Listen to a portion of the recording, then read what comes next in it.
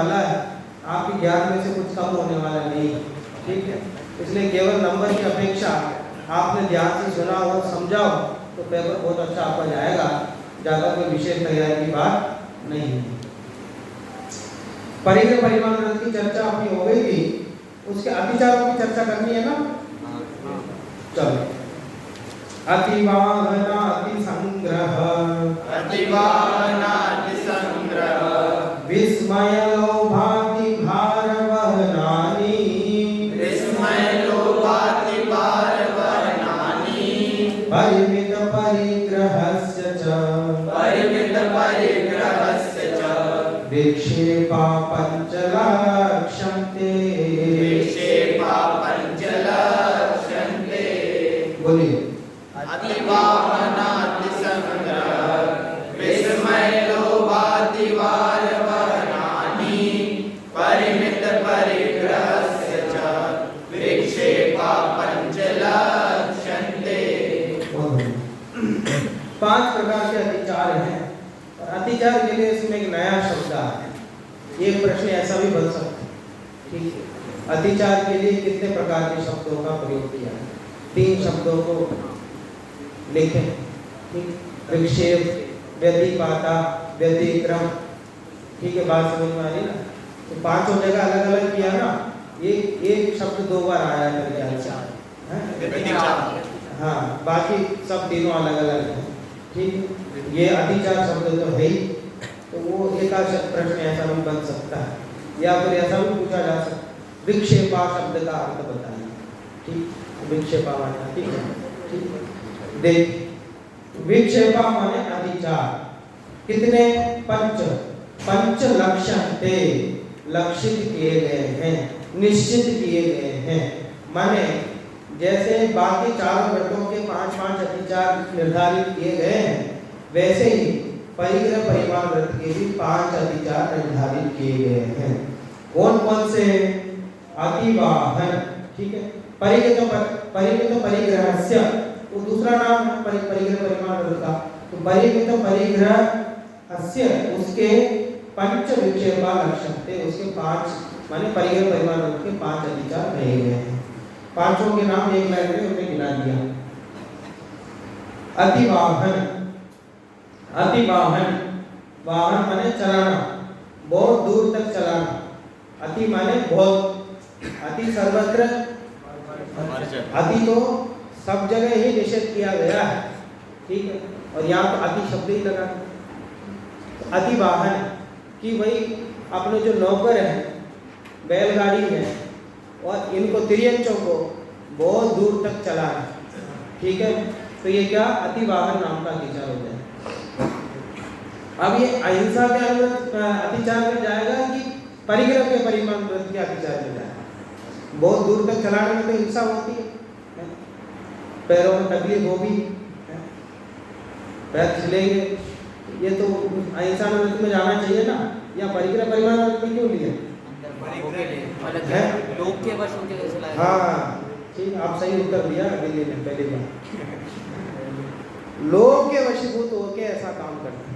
यद्यपि इसको हिंसा की दृष्टि से अगर अपन इसको देखेंगे तो अहिंसा व्रत का अतिचार हो जाएगा। लोग की दृष्टि से देखेंगे तो परिग्रह परिमाण व्रत का अतिचार हो जाएगा। ठीक है, बात समझ में आ रही है ना? अंतर समझ में आया ना आपको? अहिंसा की दृष्टि से खत्म करेंगे तो अहिंसा व्रत का अतिचार हो जाएगा, और लोग की दृष्टि से कि वो मतलब उसको बहुत दूर तक चला के क्या करना है, इससे कमाई होगी, इससे ज़्यादा पैसा मिलेगा, और पैसा तो दे कम, 6000 रुपये सैलरी दे, और पूरी मेहनत कराएं उसको 24 घंटे, ठीक है, तो बहुत दूर तक चलाना वो किस में आएगा? अतिवाहन नाम, लोग की दृष्टि से, ठीक। चलो, और दूसरा अति संग्रह, अति संग्रह करना, जरूरत ही नहीं है ऐसी चीज़ों को संग्रह करना, एक मोबाइल से काम हो जाए, 2 मोबाइल यूज कर, ठीक है, बात समझ में आ रही है?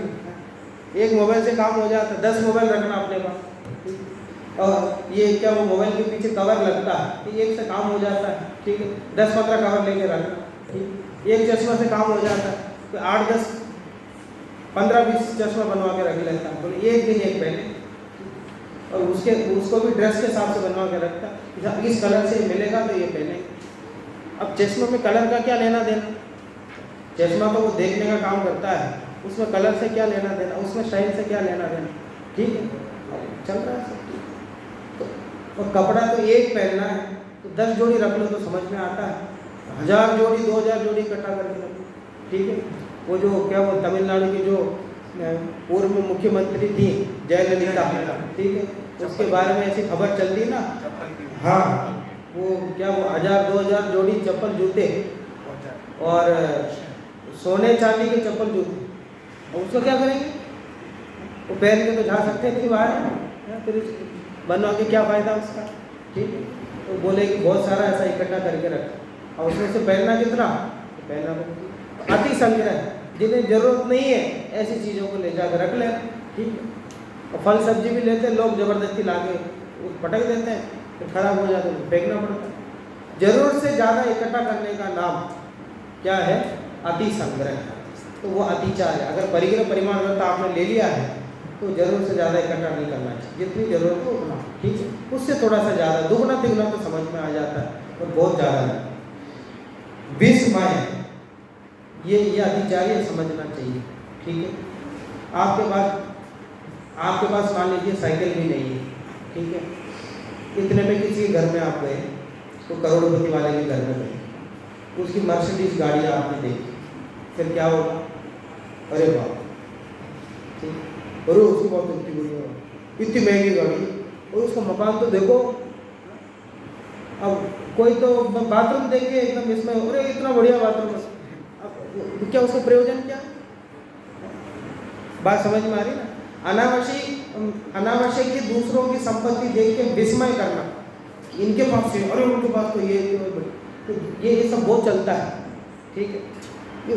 विस्मय माने आश्चर्यचकित होना, दूसरों की संपत्ति देख के आश्चर्यचकित, इसमें क्या धर्म है, जिसका जैसा पुण्य का उदय है उसको वैसा मिलता है, इंद्रों को जैसा पुण्य का उदय उनको वैसा मिलता है, और लौकिक को चक्रवर्ती को जैसा पुण्य का उदय उसको वैसा मिलता है। और जिसके पास ऐसे पुण्य का उदय हो उसको गाड़ियाँ मिल जाती हैं, कभी एकदम पाप का उदय आ जाता तो करोड़पति रोडपति हो जाता है, पुण्य का उदय हो जाता तो रोडपति करोड़पति हो जाता है, ठीक है।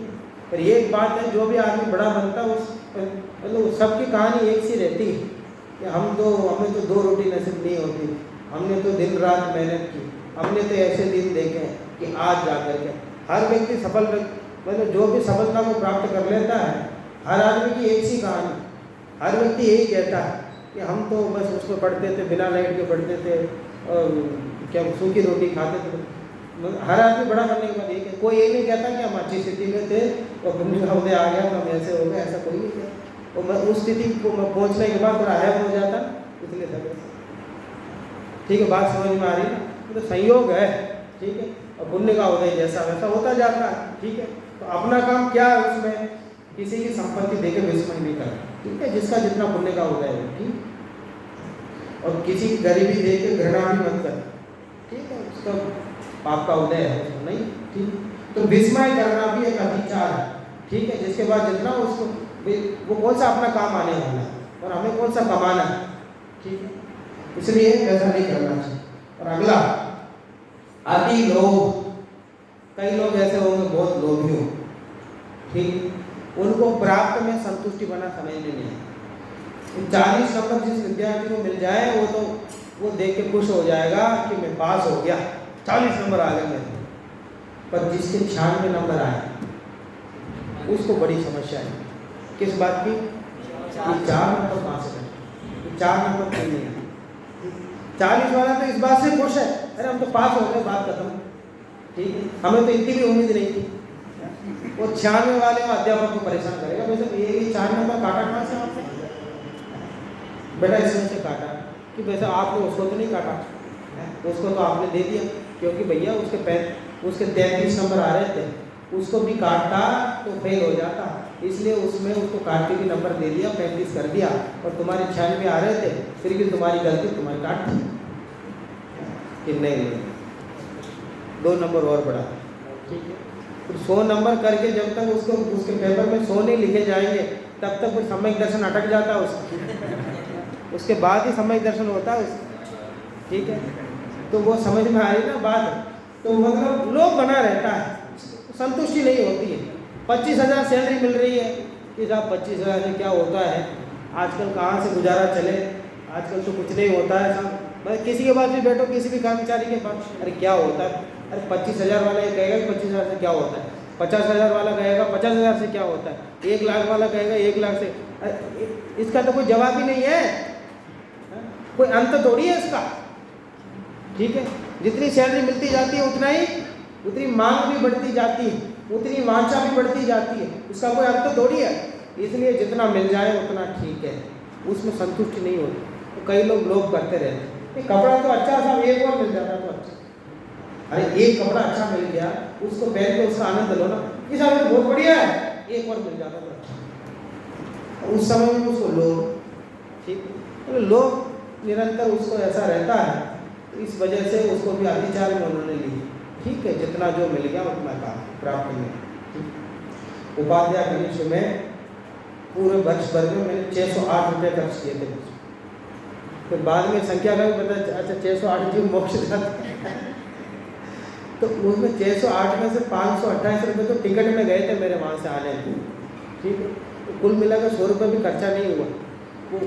वो वहाँ सीनियरों के बीच में रहता था, फाइनल वालों के बीच में शुरू में हिंदी नहीं आती थी, तो वो किसी ने अब अपने लिए तेल लाते थे मार्केट से, तो मेरे लिए भी एक पैकेट दो, तुम रखो, साबुन लाते थे बोले तुम रखो, उनके साथ में रहता। अब मैं किसी को कहता नहीं था, वो खुद ही दे के चले जाते, फिर मेरे लिए कोई खर्चा ही नहीं होता।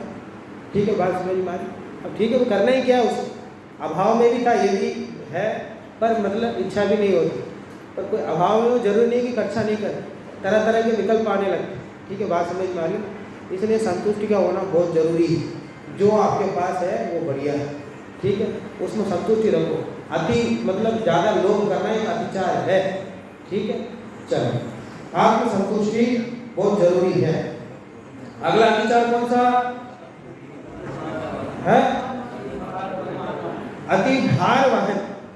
अब इसमें आपको दो तरह के अंतर समझना है। एक पहला अतिचार कौन सा? पहला विचार कौन सा? अति वाहन। और दूसरा अति भार वाहन। ये दोनों में अंतर आपको समझना। अति वाहन में केवल चलाना और अति भार वाहन में भार रख के चलाना, ये अंतर है। अब अहिंसानुवृत्ति निकालो, उसके अतिचार निकालो। अहिंसानुवृत्ति अति भार आरोपण उसमें भी है ना, अब इसमें भी अति भार आरोपण है। इसका क्या उत्तर है? इसका वही उत्तर है जो तुमने दिया था। ठीक है, वहाँ हिंसा की दृष्टि से अतिचार बनाया और यहाँ लोभ की दृष्टि से अतिचार बनाया। एक प्रश्न ऐसा भी बन सकता है, अहिंसानुवृत्ति में जो अति भार आरोपण आया है और परिग्रह परिमाण व्रत में जो अति भार वाहन आया, दोनों में अंतर क्या है? वहाँ हिंसा की दृष्टि से, अहिंसानुवृत्ति में हिंसा की दृष्टि से अतिचार वहाँ क्रिएट किया और यहाँ लोभ की दृष्टि से।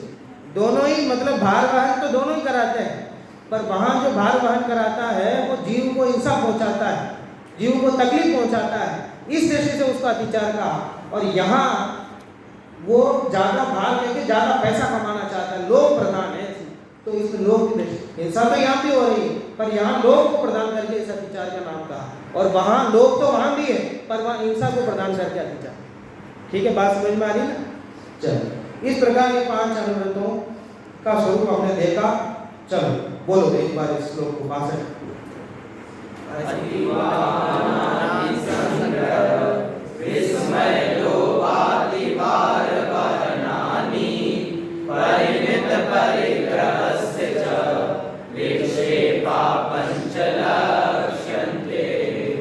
हाँ भाई, कोई प्रश्न किसी को?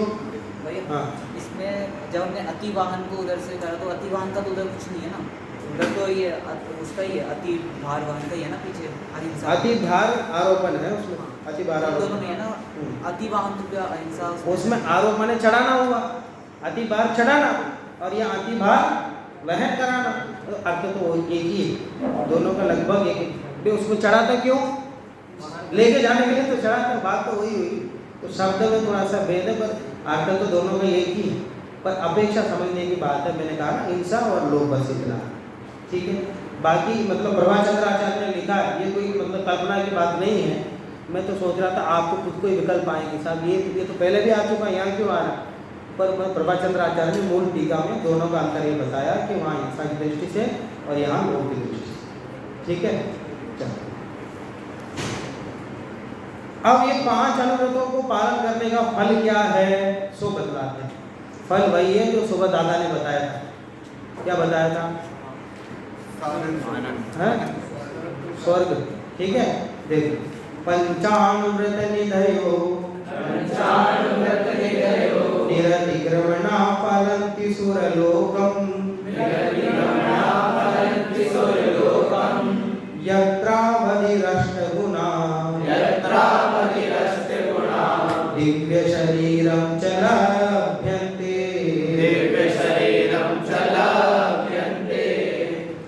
बोलिए। पंचानुव्रत निधयो निरतिक्रमणा फलन्ति सुरलोकम् यत्रावधिरष्टगुणा दिव्य शरीरं च लभ्यन्ते प्राप्त करते हैं। ठीक है, समझ में आया? क्या समझ में आया बोलो? किसको प्राप्त करते हैं? अब वो तो मैंने बताया ही नहीं, तो कैसे समझ में आ गया? तो बैठो। किसको प्राप्त करते हैं? दिव्य शरीरम, दिव्य शरीर को प्राप्त करते हैं। तो दिव्य शरीर कैसा होता है साहब? दिव्य माने क्या? देवों का जो शरीर है वो दिव्य। ठीक है, कि देवों का शरीर प्राप्त होता है, वैग्रिक शरीर को यहाँ पे दिव्य शरीर का, धातु उपधातु से रहित। ठीक है, किसी से प्रभावित नहीं होता। बात समझ में आ रही ना? किसी से प्रभावित नहीं होने वाला शरीर है और बहुत सुंदर शरीर है। ठीक है, सुंदरता की परिभाषा क्या है? कि जो देवों का शरीर होता है सुंदर होता है। और सुंदरता कैसी होती है? जैसे देवों के शरीर में सुंदरता होती है वैसे नहीं। कि साहब आप तो बताओ सुंदर शरीर की परिभाषा क्या है? परिभाषा यही है कि देवों का शरीर जैसा होता है उसी को सुंदरता बोलते हैं। कैसा होता है? देवों का शरीर जैसा होता है। ऐसा कैसा होता है? पूज्य बात स्वामी ने तो यही कहा, नाके नाकों को साम सौख्यम नाके नाकों को सजीवन। ठीक है, स्वर्ग में रहने वाले देवों का सुख कैसा है? उनके जैसा ही है। ठीक है, जैसे टोडरमल जी ने लिखा, एक इंद्रिय के दुखों का वर्णन किया, एक इंद्रिय के जो जीव है उनके दुखों का वर्णन किया। और टोडरमल जी का शिष्य बगल में बैठा परेशान किया जा रहा है कि साहब और बताओ कैसे होते और बताओ। अरे एक इंद्रिय जीवों के दुख तो वे भोगे और केवली जाने। क्या लिखा उन्होंने? वे भोगे और केवली जाने, बस दोनों के अलावा और कोई नहीं जान सकता। वो खुद भोग सकते हैं और केवली जान सकते हैं, बस और तीसरा कोई नहीं जानता। ठीक है, चल तो पंचानुव्रत निधियो, 5 अनुव्रत रूपी जो निधि है, निरतिक्रमणा, अतिक्रमण, अतिचार के लिए एक और शब्द दे दिया, अतिक्रमण। ठीक है, अतिक्रमण रहित, निरति अतिक्रमण से रहित, अतिचारों से रहित 5 अनुव्रति रूपी निधियों को जो पालन करते हैं, सुरलोकम फलन्ति, सुरलोक की प्राप्ति होती है। सुर माने स्वर्ग, स्वर्ग लोक फलता। 5 अनुव्रत रूपी वृक्ष में, निधि या वृक्ष का अर्थ में लिया, पंचानुव्रत निधि रूपी वृक्ष में सुरलोक रूपी फल मतलब निरतिचार जो पालन करता 5 अनुव्रतों का, वो स्वर्ग में ये व्यंतरादि ने जैसे दादा ने बताया। ठीक है, वैवानिक देव बनता है, उत्तम स्वर्ग में जाता है। इसमें 2 बातें हैं। अगर पहले मिथ्या दृष्टि था और बाद में सम्यक दर्शन हुआ, फिर अनुव्रत धारण किया, ठीक है, अब तक अगर आयु नहीं बंधा है, 5 अनुव्रत को धारण करने के बाद अगर आयु बंधा है तो देवायु में उत्कृष्ट देवी जाएगा, वैमानिक ही बनेगा। ठीक, और भी ऊपर उसमें जा सकता है, स्वर्गों में। स्वर्ग तो कहीं भी किसी भी जगह जा, उसमें भी पंचम काल में जो संख्या उन्होंने बताई उसके हिसाब से, और उसमें भी 2 कथन है। अब कोई पहले से मिथ्यात्व में हो, मिथ्यात्व में आयु बंध गया हो, मिथ्यात्व में अगर क्या व्यंतरादि का आयु बंध गया हो, भवनत्रिक का आयु बंध गया हो, फिर अनुव्रत धारण करें, फिर फिर भी ऊपर ही जाएगा, ठीक है, फिर भी ऊपर के देवों में ही जाएगा। बात समझ में? देवायु में ऊपर चला जाएगा, ठीक है। देव का बंध अगर पहले हुआ हो, पहले सुनो शांति से, देर से प्रश्न करना जब मौका दे, ठीक है। तो देवायु में अगर पहले से नीच देवायु का बंध हुआ हो तो उत्कृष्ट देव में ही जाता है। अब तीसरी बात, सब नरक का बंध हो गया हो, ये एक जगह विशेष शास्त्र में लिखा है कि नरक का बंध हो गया हो तो अनुव्रत होंगे नहीं उसे, ये नीच गति का अगर बंद हो गया हो अनुव्रत होंगे, ठीक है। समय दृष्टि के लिए कह दिया तिर्यंच आयु का बंद हुआ तो भोग भूमि में तिर्यंच बनेगा, ठीक है। मनुष्य आयु का बंद हो गया तो भी भोग भूमि में जाकर पैदा होगा, यहाँ तो इन्होंने कह दिया। और नरक आयु का बंद हो तो समय दृष्टि पहले नरक में जाएगा, ठीक है। पर इसके लिए कह रहे नरक आयु का बंद हो गया तो अनुव्रत होंगे नहीं उसमें, ठीक है। चलिए इस प्रकार की विवक्षा है। तो उत्तम स्वर्ग को प्राप्त होगा तो ये बहुत बड़ा फल मिलेगा 5 अनुव्रत के बदले में। और वहां जाकर क्या मिलेगा साहब? स्वर्ग स्वर्ग कहते रहते हो, स्वर्ग में क्या मिलता है तो बताओ। यत्र अवधीय, सबसे पहले तो वहाँ अवधि ज्ञान मिलता है, जाति, ठीक है। पैदा होते ही वहाँ देवगति को प्राप्त होते ही अवधि ज्ञान उनको मिल जाता है और धीरे धीरे उनको वो प्रयोग करते रहते हैं, सब पता कर लेते हैं, ठीक है। बात समझ में आ रही ना? तो अवधि ज्ञान, विशेष अवधि ज्ञान प्राप्त होता है। और अष्ट गुना, 8 प्रकार के गुण प्राप्त होते हैं। 8 गुण कौन से हैं? निषद्ध तिलांचित आदि, फिर अनिमा महिमा लघिमा गरिमा प्राप्ति आदि, ठीक है। ये 8 गुण प्राप्त होते हैं प्रत्येक देव के पास। भैया पीछे, ओ भाई आवाज आवाज, चलो। इनमें क्या होता है? ये 8 गुण प्राप्त होते हैं तो ये शरीर को चाहे जितना बड़ा चाहे उतना बड़ा कर सकते, ठीक है। जितना छोटा चाहे उतना छोटा बना सकते, जितना हल्का चाहे उतना हल्का बना सकते। इतना हल्का बना सकते हो हवा में उड़ जाए, ठीक है। और इतना भारी बना सकते हैं कि कितने ही तूफान आ जाए तो भी हिले नहीं, ठीक है। इस प्रकार के। और अपने अधीनस्थ देवों के स्वामी होते हैं, ईश्वर, और अपनी सुंदरता से लोगों को वशीभूत कर लेते हैं, ठीक है। तो और क्या वो कल्प वृक्ष आदि के माध्यम से विविध चीज़ें उनको मिलती हैं, ठीक है। ये सब 8 प्रकार के जो गुण हैं, वहाँ मेहनत नहीं करनी पड़ती होगी और नौकरी नहीं करनी पड़ती, पढ़ाई नहीं करनी पड़ती हो। पहले समय से मस्ती करो शांति से, ठीक है। पढ़ाई वढ़ाई करने का कोई काम नहीं है। पढ़ाई करोगे तो नौकरी मिलेगी मनुष्य गति में व्यवस्था, देव गति में व्यवस्था नहीं है। देव गति में तो आपको जो मिलता है भोगना ही पड़ेगा आपको, और कोई उपाय नहीं, ठीक है। वहाँ जाते आपके नाम पे जो भोग है वो दूसरा नहीं उठा सकता कोई, ठीक है। उसमें भी लिखा ना इष्टोपदेश में भी, ठीक है। बाधा नहीं पहुंचा सकता कोई आपके सुख को मार पे, और दीर्घ काल तक रहते, ठीक है। क्या श्लोक है? ऋषि गजम अनाकंकम दीर्घ कालो फलालितम, ठीक है। इंद्रिय जनित है, बस ये है, ठीक है। लेकिन वहाँ उत्तम सुख मिलता है, समझ में आ गया? दिव्य शरीर मिलता है। पढ़ो श्लोक। पंचाणुव्रत निधयो निरतिरमणा फलन्ति सुरलोकम् यत्रावयश्च गुणा दिव्य शरीरं च लभ्यन्ते, ठीक है। चलो अब आगे 5 अनुव्रतों में कौन प्रसिद्ध हुआ उनका नाम गिना रहे हैं। मातंगो धनदेवश्च, मातंगो धनदेवश्च, वारिशेणस्ततः परा, वारिशेणस्ततः परा, नीलिजयश्च संप्राप्ता, नीलिजयश्च संप्राप्ता, पूजातिशयमुत्तमम्, पूजातिशयमुत्तमम्। बोलिए। मातंगो धनदेवश्च, वारिशेणस्ततः परा, नीलिजयश्च संप्राप्ता, पूजातिशयमुत्तमम्। देखो, संप्राप्ता, प्राप्त हुए, अच्छे से प्राप्त हुए। किसको प्राप्त हुए? पूजा, पूजा माने प्रसिद्धि, प्रसिद्धि को प्राप्त हुए। और उत्तमम अतिशय, अतिशय उत्तम अतिशय को प्राप्त हुए, ठीक है। प्रसिद्धि और उत्तम अतिशय को प्राप्त हुए।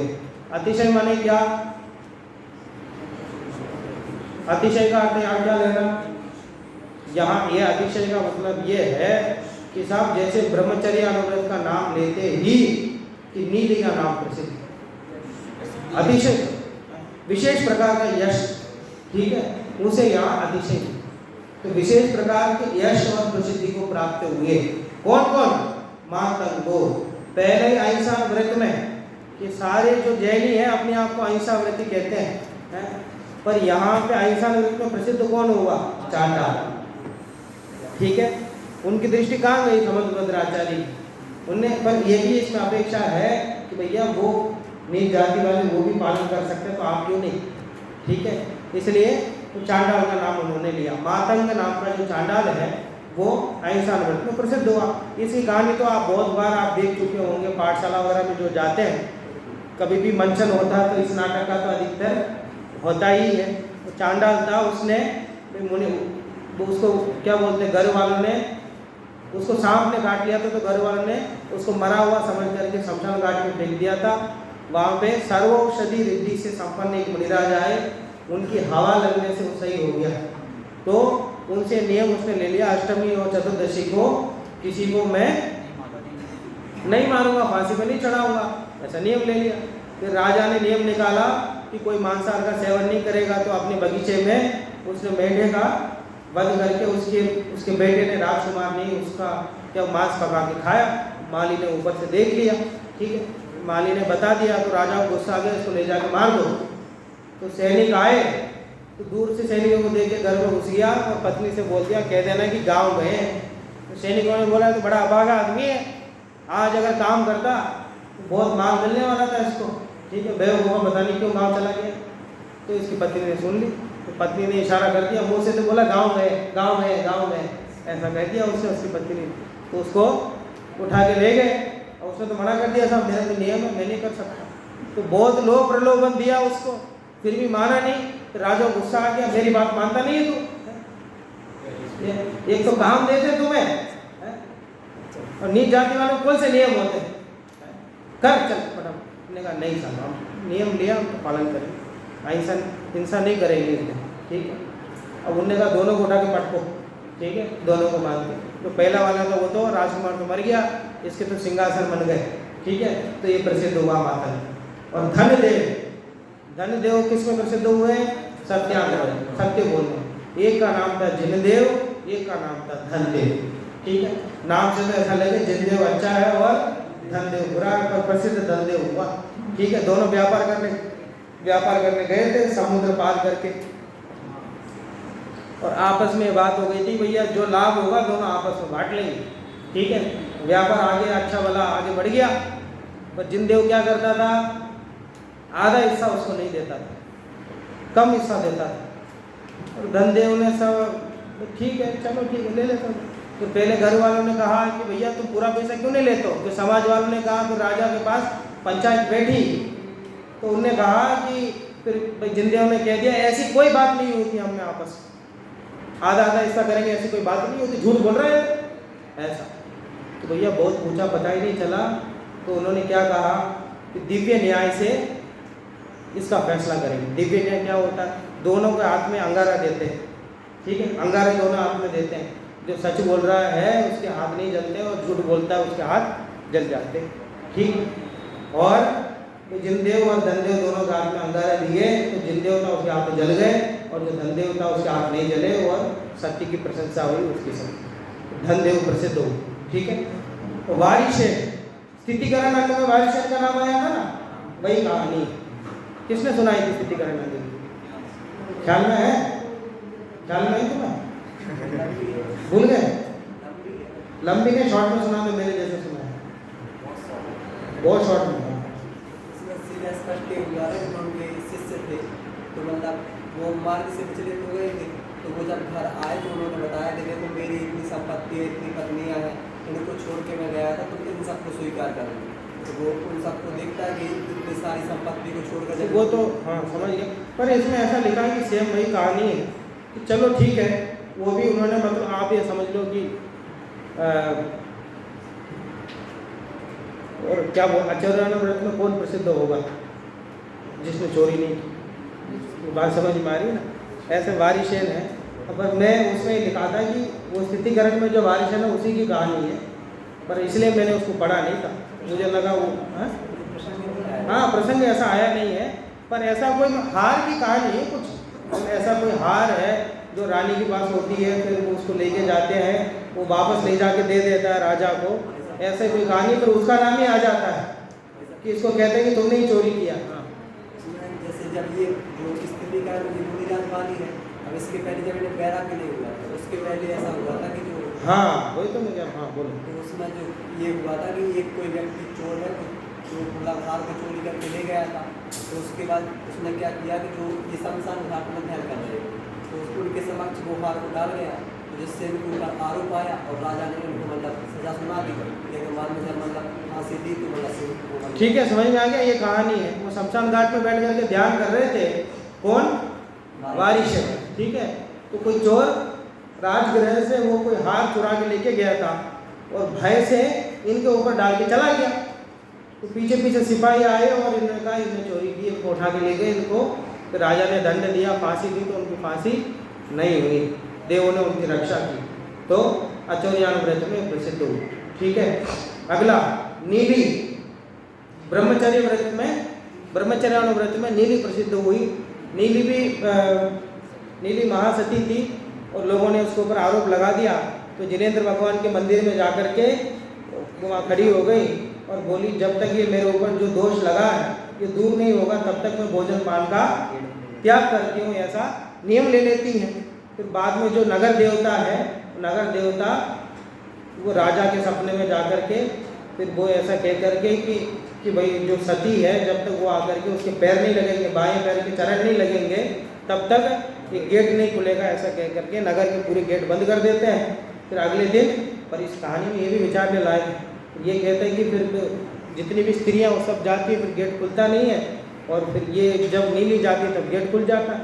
इससे तो दो बातों का निर्णय हो गया, एक तो कि नीली सती थी, फिर बाकी पर वो कहानी है, क्या करें। ठीक है, बात सुनो, उसको उसी हिसाब से प्रस्तुत की। और जय कुमार जो सेठ है वह परिग्रह परिमाण व्रत में प्रसिद्ध को प्राप्त हो। जय कुमार सेठ, उन्होंने परिग्रह परिमाण व्रत ले लिया था और ले करके ध्यान में बैठे रहते थे, सामयिक में बैठे रहते थे और स्वर्ग तक उनकी चर्चा पहुंच गई। तो परिग्रह परिमाण व्रत हो तो जय कुमार जी जैसे हो, ठीक है, तो स्वर्ग तक चर्चा उनकी पहुंच गई। तो देवों ने परीक्षा लेने के लिए वो आए और आकर के देखा और स्त्रियों का रूप बना करके दोनों में प्रसिद्ध हुए, ब्रह्मचर्यानुव्रत और परिग्रह परिमाण व्रत दोनों में। स्त्रियों का अच्छा अच्छा रूप लेकर के इनको डिगाने की कोशिश की, बहुत सारी संपत्ति देने की उनको कोशिश की, पर उन्होंने कहा कि भैया मेरा परिग्रह परिमाण व्रत है, इससे ज़्यादा नहीं ले सकता। बहुत आकर्षण देने के बाद, ठीक है, अब भैया कौन कितना आचार्य व्रत का पालन कर रहा है, चोरी का त्याग किस किस का है, ये जब अकेला कोई रोड में जाता है और सामने 2000 रुपये का नोट डलाओ तब असली परीक्षा होती है। बात समझ में, जब कोई नहीं देख रहा हो या क्लास में 2000 डाले वैसा, ये तो देखो आप किसी के डले हो, ये तो ला के दे देगा, कोई कैमरा लगे और सब लोग बैठे, अकेले जा रहा हो कहीं रोड में पड़ा हो पैसा, उस समय असली परीक्षा होती है। अकेले ध्यान में बैठा हो, देवों ने आकर के आकर्षण किए, लोगों ने नहीं दिया, मनुष्यों ने, देवों ने किया तो कैसे आकर्षण दिया। उस समय में भी उससे वो डिगे ने अपने नियम से परिग्रह परिमाण व्रत में वो प्रसिद्ध हो गई। पढ़ो श्लोक।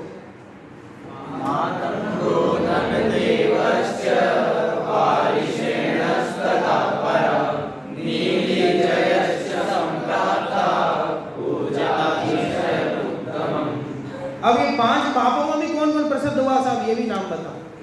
अब प्रसिद्धि कहेंगे कि क्या कहेंगे इसको? अनुव्रतों में प्रसिद्ध हुआ और 5 पापों में भी प्रसिद्ध हुआ, ठीक है। देखो, धनश्री सत्य घोषोच तापसी रक्षकावपि उपाख्येयस्तथा शमश्रु नवनीतो यथा क्रमम्। बोलिए।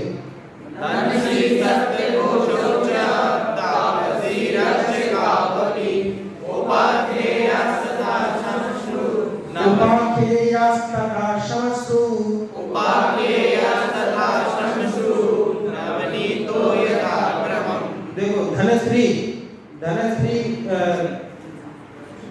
सेठानी थी वो अपने ही पुत्र के साथ, माने उसको मतलब पुत्र नहीं हो रहे थे और किसी और को मतलब अपने पुत्र जैसे उसका लालन पालन करती थी और बाद में उसके साथ ही कुकर्म करने लगी। बाद में जब इसका पुत्र हुआ तब उसको ऐसा लगा कि इसको शक हो जाएगा, तो उसको मारने के लिए उसको भेज दिया था, उसको तलवार दे के तुम जाके उसको मार के आए। तो वैसे ही कुछ पर वहाँ देवों के प्रभाव से ऐसा हुआ कि खुद ही पकड़ में आ गया, ठीक है, तो उसको ही सजा मिली। तो इंसान में धर्म मानती थी, लोगों को मारने में धर्म मानती थी और बाद में उसको बहुत सजा मिली और बहुत दुखद अंत उसका हुआ। तो धनश्री सत्यघोष, असत्य में कौन प्रसिद्ध हुआ? नाम क्या उसका? सत्यघोष। नाम तो सत्यघोष, सत्यघोष माने उद्घोष बोलते हैं ना, मैं घोषणा करता हूँ, मैंने सत्यघोष माने सत्य बोलने वाला। नाम तो क्या था उसका? सत्य बोलने वाला। वो तो प्रसिद्ध किसमें हुआ? असत्य में हुआ, ठीक है। तो एक है इसका नाम तो कुछ असली दूसरा था, ये जनेऊ पहनता था, जनेऊ में कैंची रखता था और कहता था मैं झूठ बोलता हूँ तो इसी कैंची से मेरी जुबान काट देना, ठीक है, इसलिए इसका नाम क्या पड़ गया? सत्यघोष पड़ गया। तो ऐसे ही लोग इसको भरोसा करने लग गए थे कि भाई अगर इतना ये कह रहा है कि मैं मतलब झूठ नहीं बोल सकता हूँ, मेरी मतलब जुबान काट देना, ऐसा अगर कोई कह रहा है तो लोग भरोसा करते थे। तो लोग सामान रख के चले जाते थे इसके पास, तो ये वापस उनको कम सामान देता था, ठीक है, और या फिर उनका सामान हड़प लेता था। और राजा के पास लोग जाते थे तो राजा बोलते थे अरे ये तो सत्यघोष नाम से प्रसिद्ध है, ये तो कैसी रखता है, झूठ बोले तो जुबान काटने को कहता है, ये कैसे झूठ बोल सकता है, ये तो तुमने ही कम सामान दिया होगा, ठीक है। फिर बाद में पता चल जाता है और इसको भी बहुत सजा मिलती है, बाद में इसका भी दुखद अंत होता है। और एक तापसी, तापसी माने तपस्वी, एक साधु के वेश में दिन में तो साधु बन के घूमता है और रात में चोरियां करता है, ठीक है। फिर वो राजा के माध्यम से वो भी पकड़ा जाता है, उसको भी फिर बाद में सजा मिलती है। और रक्षकों माने कोतवाल, ये कोतवाल था, ये किसमें? परिग्रह में, कुशिल में इसकी भी कुछ ऐसी कहानी है जो इसकी माता ही वेश्या थी, तो ये मतलब इसके माता के साथ ही इसने वेश्या सेवन किया। उससे उसने इसके माता ने जो हार दिया उसे ला करके अपनी पत्नी को इसने दी। अब पत्नी ने कहा ये हार तो मेरी है, ये मैं क्या अपने सासू माँ को मैंने ही दिया, ठीक है। तो उससे इसकी पहचान हुई। फिर बाद में भी वापस वेश्या सेवन करता रहा, फिर बाद में राजा को पता चला, इसको बहुत दंड मिला, ठीक है। आगे शमश्रु नवनीत नाम का व्यक्ति है, वो पांचवा जो परिग्रह में, ठीक है, परिग्रह में प्रसिद्ध हुआ। ये देश विदेश में व्यापार की दृष्टि से गया था, वहाँ पे लोगों ने इसको लूट लिया, फिर भीख मांगने लग गया। कहीं से छाछ मिली, किसी गोपाल से थोड़ी सी छाछ लेके इसने पी लिया, तो इसके मूंछों में थोड़ा सा मक्खन रह गया, तो मक्खन इकट्ठा कर करके ऐसे रोजाना जाता था, छाछ तो ऐसे देते थे, तो लोग पी करके उसको इकट्ठा कर करके फिर उसने थोड़ा सा घी बना लिया उसका, ठीक है। तो आधा एक गिलास घी बना लिया, ठीक है, फिर देखा ये तो बढ़िया है, और ऐसा करता गया, थोड़ा 1-2 लीटर घी बना लिया उसमें से, ठीक है। और एक दिन घर में बैठे बैठे झोपड़ी के अंदर बैठ करके एक पैर के ऊपर दूसरा पैर डाल के आराम से विचार करता है, ये तो बढ़िया धंधा है, इसमें तो मेहनत ही नहीं पड़ती, ठीक है, और जाओ छाछ पियो, मक्खन उठाओ, घी बनाओ, तो काम हो जाएगा। ऐसा करते करते मैं एक दिन सामंत बन जाऊंगा, ठीक है, और उससे भी बड़ा सामंत बन जाऊंगा, फिर उसके बाद राजा बन जाऊंगा, अधिराजा बन जाऊंगा, तो चक्रवर्ती बन जाऊंगा मैं, ठीक है। फिर रानियां बैठ करके पैर दबाएंगी, ठीक है, और पैर दबाएंगी, वो हाथ से ऐसे नहीं दबाएंगी, मुट्ठी से दबाएंगी, तो उनको मैं समझाऊंगा पैर ऐसा दबाते हैं, ऐसा करके पैर से ही उनको मैं जोर से मारूंगा और कहूंगा कि पैर ऐसे नहीं दबाते हैं, ऐसा करके और सपने देखता है और रानी को पैर मार रहा हूँ समझ करके, पास में जो घी का मतलब बचा जो घी उसने बनाए थे 2-3 सालों में, उसमें पैर मार देता है और पास में दीपक जल रहा होता है, उसमें से आग लग जाती है, पूरी झोपड़ी जल जाती है, वहीं से नरक चला जाता है, ठीक है। चलो, उपाख्येया मतलब कहे गए हैं, यथाक्रम क्रम से कहे गए, बोलो श्लोक।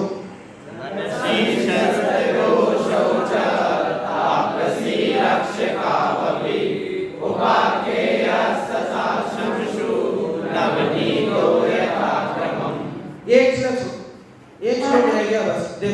मध्यमांस मधु त्यागे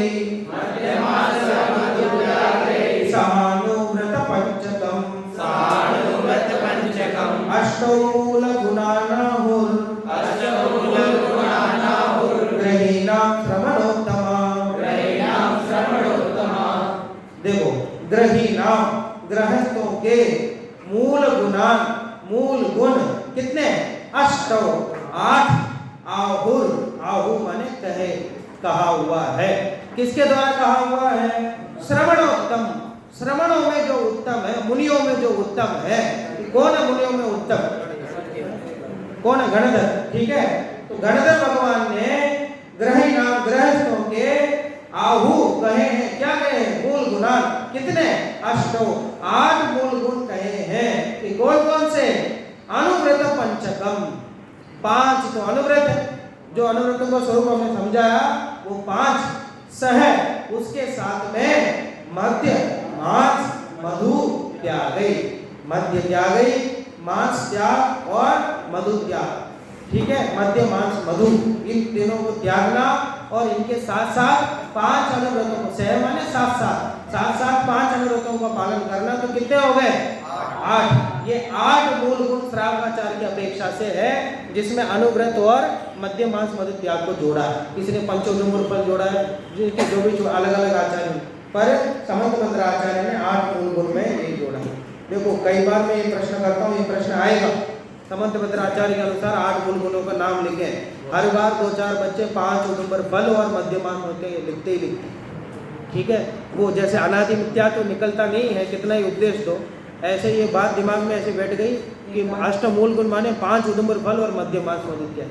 तुम्हें नहीं आता हो तो लिख देना नहीं आता, मध्य मांस मधु त्याग 3 लिख देना, नंबर दे दूंगा पूरा, पर 5 उदुम्बर फल मत लिखना। ठीक है, इसमें 5 अनुव्रति लिखना आप बात। ठीक है, और पहले से प्रश्न और बता रहा हूँ आप। ठीक है, 8 मूल गुणों का नाम समंतभद्राचार्य के अनुसार लिखो। तो मध्य मांस मधु त्याग और 5। ठीक है, और ये क्या वो श्रवणोत्तम शब्द समझ में आ गया आपको? श्रवणों में जो उत्तम है ऐसा गणधर। ठीक है, बोलो श्लोक।